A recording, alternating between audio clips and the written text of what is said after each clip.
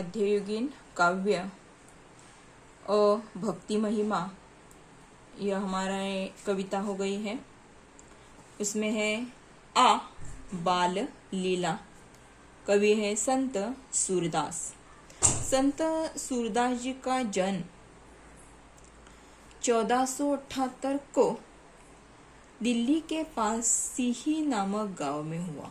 आरंभ में आप आगरा और मथुरा के बीच यमुना के किनारे गऊ घाट पर रहे। वही आपकी भेंट गुरु वल्लभाचार्य से हुई।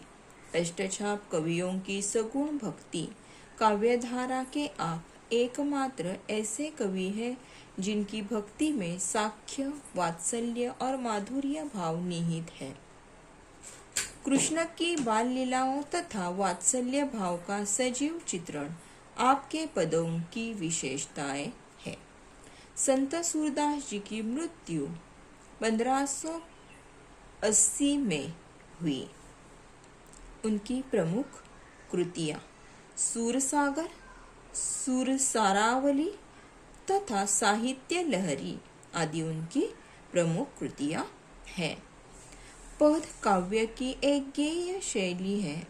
हिंदी साहित्य में पद शैली की दो निश्चित परंपराएं मिलती हैं। एक संतों के शब्द की और दूसरी परंपरा कृष्ण भक्तों की पद शैली है, जिसका अपार लोकगीतों की शैली है। भक्ति भावना की अभिव्यक्ति के लिए पद शैली का प्रयोग किया जाता है।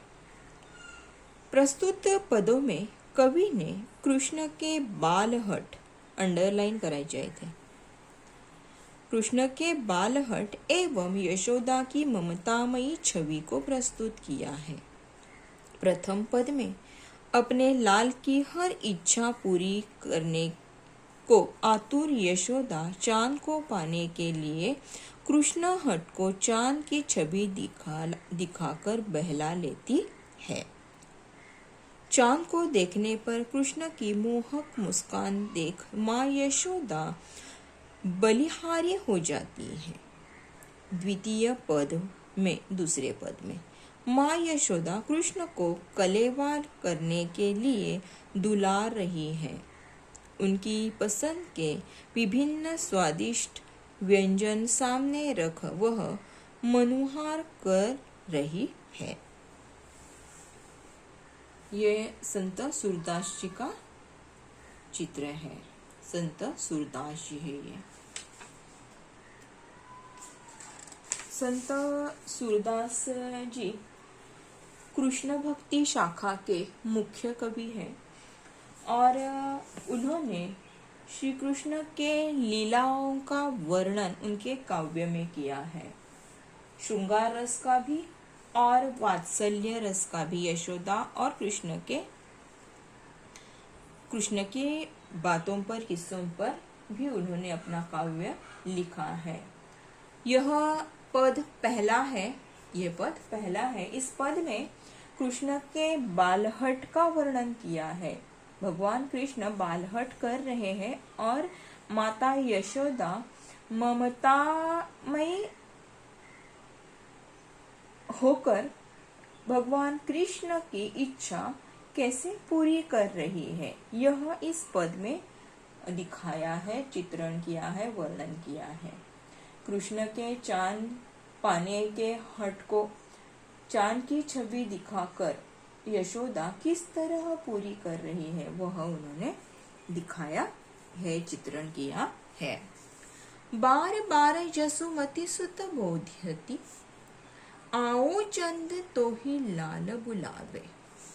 मधु मेवा पकवान मिठाई, आपुन खे है तो ही खवावे। हाथ ही पर तो ही लीन्हे ले है, नेकु नहीं धरनी बैठावे। जलबासन कर ले जू उठावती, याही मैं तू तन धरी आवे। जलपुट आनी धरनी पर राखो, गही अन्यो वह चंद दिखावे। सूरदास प्रभु हसी मुस्क्याने, बार बार दो कर नावे। यहाँ पर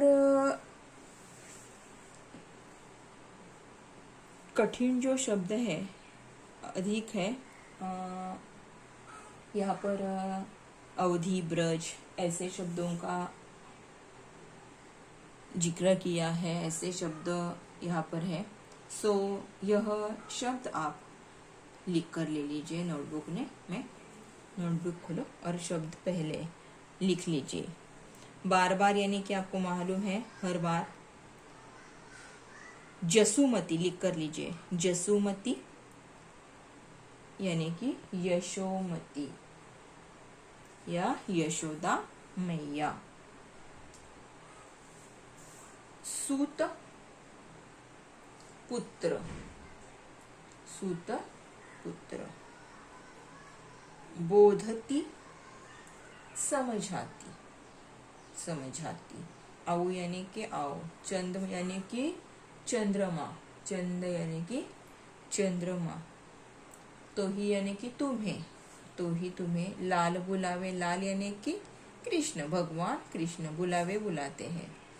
मधु, मधु लिख कर लीजिए। मधु यानी कि शहद। मराठी मध्ये मधु म्हणजे मध, हिंदी में मधु को क्या कहते हैं? शहद। मेवा, मेवा यानी कि बादाम, काजू जो सूखे हुए हैं आदि जो पदार्थ होते हैं उन्हें मेवा कहते हैं। पकवान, मिठाई। पकवान अलग अलग प्रकार के पदार्थ, पकाए हुए जो है वे पकाए हुए अलग अलग प्रकार के पदार्थ यानी कि पकवान। मिठाई यानी कि कुछ मीठे खाद्य पदार्थ, मीठे खाद्य पदार्थ। आपुन यानी कि खुद।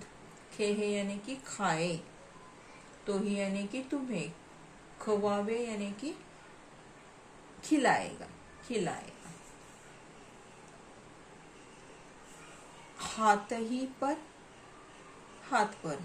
तो ही लिए, तुम्हें लेगा। खेले, खेलना। नेकुत यानी कि जरा भी नहीं, थोड़ा सा भी नहीं। नेकुत थोड़ा भी नहीं। धरणी यानी कि धरती, धरणी यानी कि धरती या भूमि। बैठावे, बिठाएगा। जलबासन, पानी का बर्तन। जलबासन, पानी का बर्तन। कर यानी कि हाथ, कर यानी कि हाथ। यानी तो तन, तन यानी कि शरीर, तन यानी कि शरीर।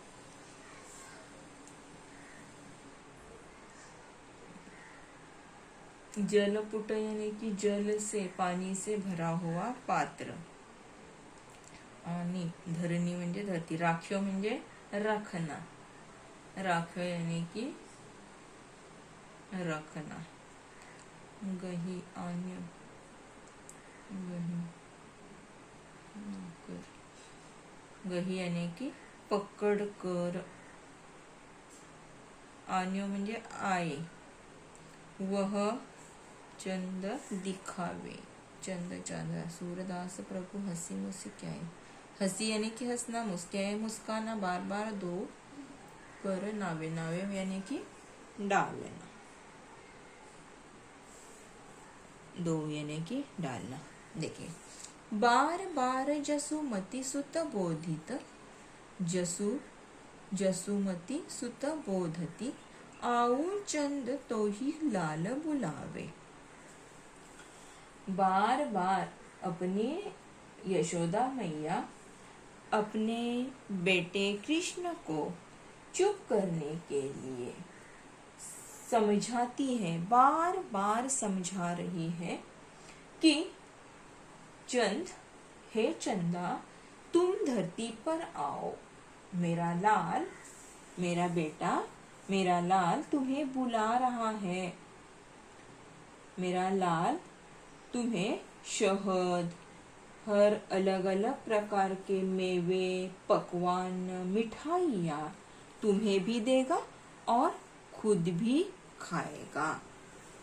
हे चंदा, हे चंद्रमा, तुम धरती पर आओ, तुम धरती पर आओ। माता यशोदा कृष्ण को चुप करने के लिए समझाती है और चंद्रमा को धरती पर उनके साथ खेलने के लिए बुला रही है। वह चंद्रमा से कह रही है कि हे चंद्रमा, हे चंदा, मेरा लाल, मेरा बच्चा, मेरा कृष्ण तुम्हें खेलने के लिए धरती पर बुला रहा है। तुम नीचे धरती पर आओ।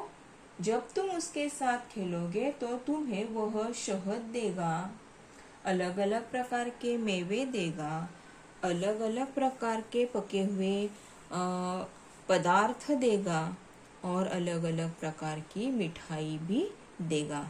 वह खुद भी खाएगा और तुम्हें भी खिलाएगा। हाथ ही पर तो ही लीहे, खेले नेको नहीं धरनी बैठावे। जलबासन कर ले तू उठावती, याही मैं तू तन धरी आवे। हे लाल, तुम्हें हाथ पर लेकर वह खेलेगा। मेरा लाल तुम्हें हाथ पर लेकर ही खेलेगा। थोड़ी देर के लिए तुम जमीन पर आओ, लेकिन तुम्हें जमीन पर वह नहीं बिठाएगा। थोड़ी देर के लिए तुम नीचे आओ, लेकिन तुम्हें मेरा लाल जमीन पर नहीं बिठाएगा। यशोदा मैया पानी से भरा हुआ बर्तन लेकर उठाते हुए कहती हैं कि हे चंदा, तुम इस पानी में शरीर धारण करके आओ और मेरे लाल के साथ तुम खेलो। जलपुट आनी धरनी पर राखो, गही आन्यो वह चंद दिखावे। सूरदास प्रभु हसी मुस्क्याने, बार बार दो करनावे। फिर यशोदा मैया पानी से भरा हुआ बर्तन जमीन पर रखते हुए कहती है कि हे लाल, हे बालकृष्ण, तुम इस पानी में देखो और चंद्रमा खुद तुम्हारे साथ खेलने के लिए आया है। सूरदास जी कहते हैं कि भगवान कृष्ण उस समय हंस पड़ते हैं, खुश होते हैं, मुस्कुराते हैं और बर्तन में बार बार अपने दोनों हाथ डालते हुए वह चंदा के साथ, चंद्रमा के साथ खेल रहे हैं। आज के लिए हम यहाँ पर रुकते हैं। आगे की कविता अगले पीरियड में देखेंगे। ओके, ठीक है, धन्यवाद।